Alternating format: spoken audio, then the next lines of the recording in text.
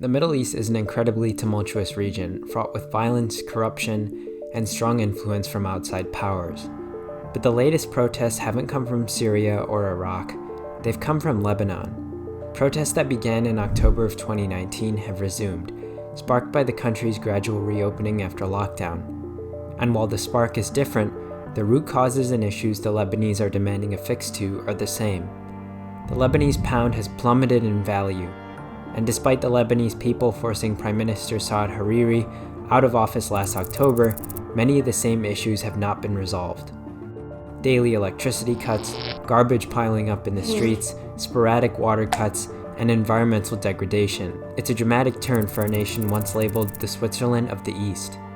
While these protests happen in the backdrop of coronavirus, Black Lives Matter protests, and other far more violent conflicts in the Middle East, understanding the precarious position of one of the Middle East's more stable states is critical to understanding how the region can be rebuilt.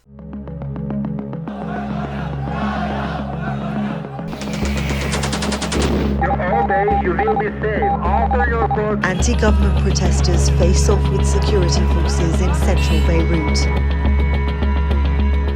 After over 400 years of Ottoman rule that came to an end after World War I, the French occupation of the greater Syrian region shaped the culture and customs of Lebanon. World War II destabilized the French, most especially while under German occupation.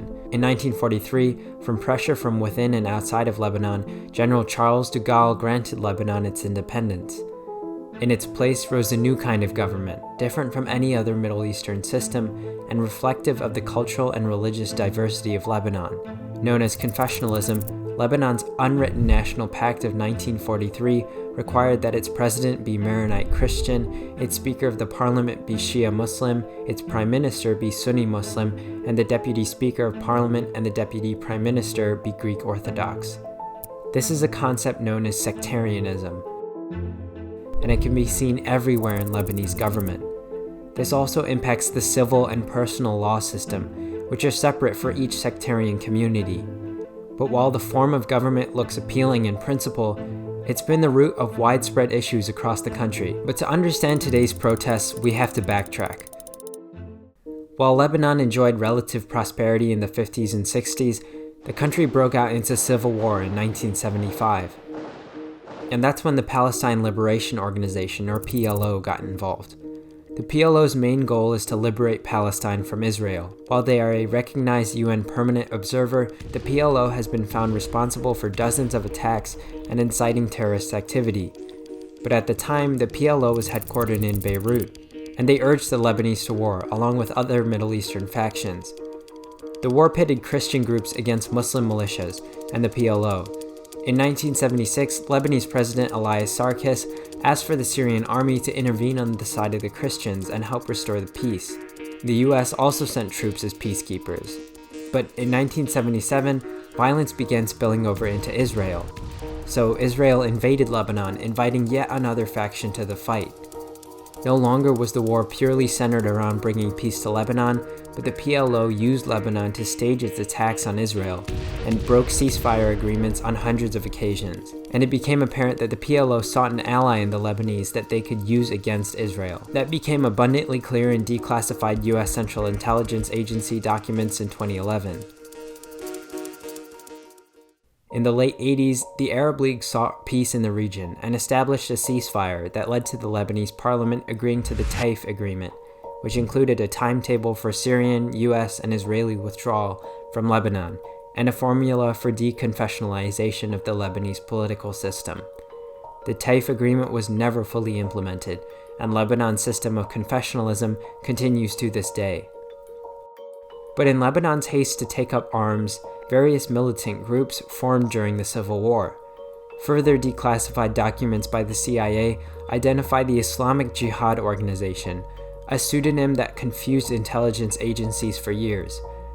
It was understood that Shia clerics who began leading these groups were receiving arms and aid from Iran. At the end of the war, these militant groups came together to form the organization we now know as Hezbollah, a Shia militant group which, quote, aims to destroy the state of Israel, counter the West, and provide paramilitary support to Syrian President Bashar al-Assad's regime. Hezbollah gained prominence most especially in the bombing of the US Embassy in 1983, killing 304 people. But it wasn't until 2005 that Hezbollah started to influence Lebanese politics. Having held 8 seats in the Lebanese parliament in 2005, Hezbollah officials were appointed to cabinet positions.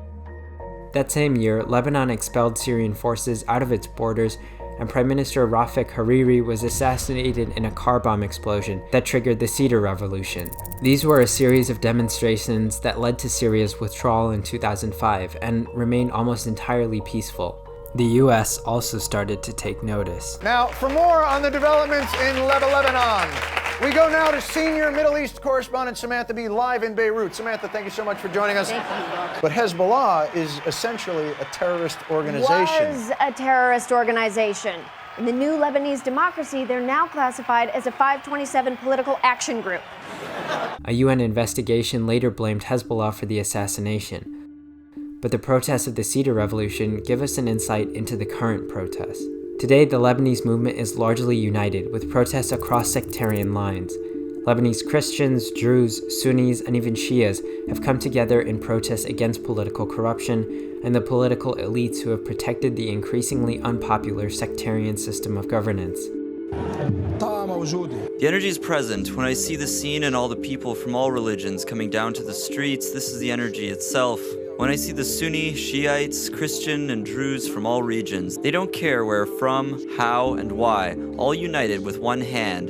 This alone is energy. And while Lebanon experienced a muted Arab Spring, experts are arguing this is its late bloom. In 2015 and 2016, the hashtag YouStink protests called attention and demanded an end to the massive waste disposal problem. But the Lebanese also protested against a government that promised low unemployment, fixes to the water and electrical problems, and that it would root out corruption. Similar protests ignited in 2019 over planned taxes to the messaging app WhatsApp. But again, the issues quickly expanded to the countrywide condemnation of sectarian rule, a stagnant economy, unemployment, and endemic corruption in the public sector. Now in 2020, the protests have been reignited over all the same issues. This is CNN Breaking News. Hello, thanks so much for joining us. I'm Linda Kincaid. Welcome to CNN Newsroom. We do have breaking news out of Lebanon right now. Violence flared in Beirut on Saturday during Lebanon's first anti-government protest in months. Clashes between police and anti-government protesters breaking out on the streets of the capital in what is being called a week of rage. And you can see the strings of history coming together to fuel these protests.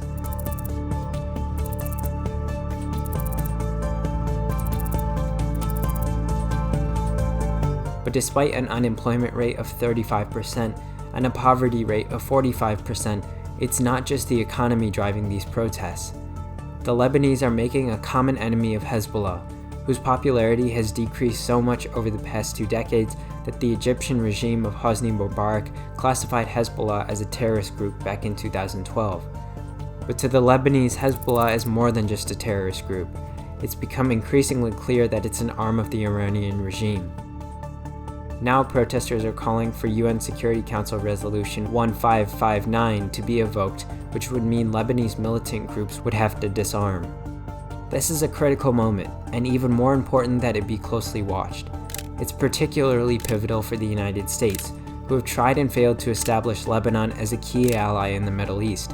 Experts have hailed the united effort against Hezbollah as unprecedented, but it's a precarious position to be in. Whether or not this is Lebanon's Arab Spring moment remains to be seen. But while all these protests are demanding a change to bring basic needs and root out corruption, hallmarks of all Middle Eastern protests, a national unity has emerged that stretches beyond sectarian lines like no other we've seen in the Middle East before.